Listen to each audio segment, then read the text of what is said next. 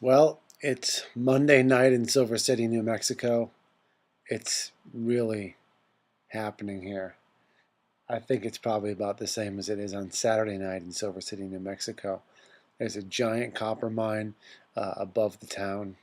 When I say giant copper mine, I want to tell you it's something like 2,000 feet deep and 2 miles wide. It's the craziest thing I've ever seen in my life. To give you an idea of how high 2,000 feet is, um, well, it's kind of hard to do that.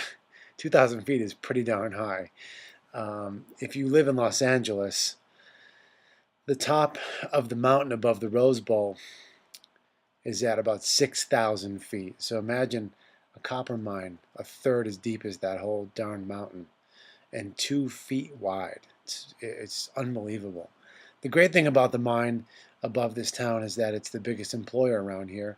The uh, the tough thing about the mine is that, from what we're told by locals, the chemicals that they use to process the junk in the ground to get copper out of it has rendered this town with pretty high cancer rates. Um, so that's pretty heavy. I don't want to get too heavy right now. We had a great day today. We started at Kingston, New Mexico, which is literally a tiny town that used to be the biggest town in the state when this was a territory. And we peeled out of the road where we were staying and we kept climbing for 9 miles. That was quite a climb. And then we dropped down maybe, I don't know, 600 feet. And then we started climbing again. And then it was just like this all day. What did we end up climbing today? 6,000 feet? Yep. And actually, we climbed 3,400 feet and dropped 37 in the descent, Okay. and then we went like up and Yeah. down like this for 1,200. So According to Map My Ride. let's call it 5,000 feet. Yeah. And it was a lot of work. The weather really cooperated with us. It was cool and sunny, which is perfect climbing weather because too cold, too hot, not good. Um, Fred and Justin really hung in. They did a great job. Fred just powered it down, man. He put his head down and just hammered it. It was awesome. He's got a crazy sunburn from here down, and from here up, he's like white as a driven snow. Look at him. White is German. You can't see it on. Right there. Yeah, yeah. It's black and white. But trust me when I tell you, the dude needs to hit the sunscreen pretty hard. Um, boy, yeah, I felt Pablo a lot today. Um, I talked to Pablo a lot today. I was on my own for a bunch of time. I jumped ahead of the group, um, and Rick hung behind and rode with Fred and Justin, and I really glad I did that because I got some time by myself um, under the pressure of 5-6% grades on these roads, and that's a time when I talk about wringing out my soul, that's a time when I really get down to that business. I know that because we have climbs like this in Los Angeles, Big Tahunga, Angeles Crest, Glendora Mountain Road, for short periods up in Griffith Park on Trash Truck Hill. So I know this phenomenon that goes through my body when I'm able to really push against the earth, and it's either sort of like sink or swim. That's when I get some really good stuff going in between my body and my mind and my spirit. Um, Today was day minus 13. Tomorrow is a day off here in Silver City. It's so stunningly beautiful. I'm gonna shoot all of the dedications outside tomorrow so you can see it. And then obviously when we start back out on Wednesday, it's day minus 11. So we're looking forward to getting home. Our first big goal before we get back to LA is Phoenix. Grady and Joanne are coming out on Friday after school. They're just gonna literally, Grady's gonna jump in the car and they're gonna put the pedal to the metal and make it to Phoenix. We have a big Pablove party at Phoenix Children's Hospital. Rick from Jimmy Eat World is riding with us from Globe, Arizona into Phoenix. And we have another special guest with us that day, a man named Adam, whose son is in the cancer ward at PCH.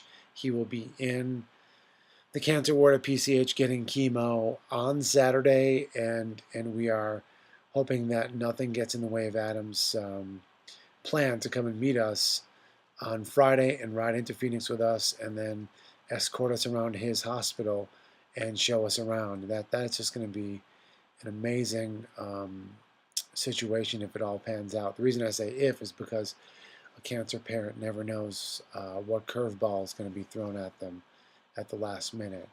It certainly will be nice to connect with another father of a cancer patient who's a cyclist. We have tons of friends coming out to see us in Phoenix. Scene and Nicola and Dylan are coming out, and Hrach from Velo Pasadena is bringing out a few friends. Our friend Adam Simon is coming out. Once we hit the desert, our friend John Smelzer is coming out. And then once we hit La Jolla on the other side of the mountains above San Diego, a ton more people are going to join us. So as we get toward LA, we'll be growing in size. Hopefully our waistlines will be reducing in size, and our pack will be growing in size. We have posted all of the homecoming ride information for the November 21st ride on pablove.org. If you're on my Facebook, you can also check it there. I'll post it on Twitter as well. So we're starting in Long Beach at the aquarium at 6:30 a.m. that day, and then we'll be doing another pickup at Velo Pasadena up on East Colorado Boulevard as we swing back into Los Angeles into Forest Lawn Cemetery.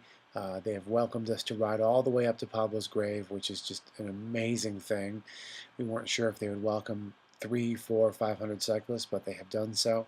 And then we'll end at Shane's Inspiration, the playground in the middle of Griffith Park, about 7-minute bike ride from the cemetery where Pablo used to play. It's a beautiful playground. It's a universally accessible playground, and the Shane's Inspiration Foundation folks have welcomed us to come and have our celebration there, and they'll be having their monthly party that day as well. So if you're not a rider, or if you have a whole family and can't ride for that reason, just meet us at Shane's Inspiration. All the info will be floating around on our various sites. Today, we got an email from a woman named Bobby Doyle down in Seal Beach in Los Angeles. Seal Beach is just south of Los Angeles, just south of Long Beach, if I'm correct. And she lost her little girl, Evelyn, this summer. And she's a cyclist, and she found out about us through a mutual friend, and she wrote to us and wanted to know if she could ride with us. I've written back to her and welcomed her to join us again. To be able to ride, in her case, beside a parent who's lost a child to cancer. Evelyn had leukemia.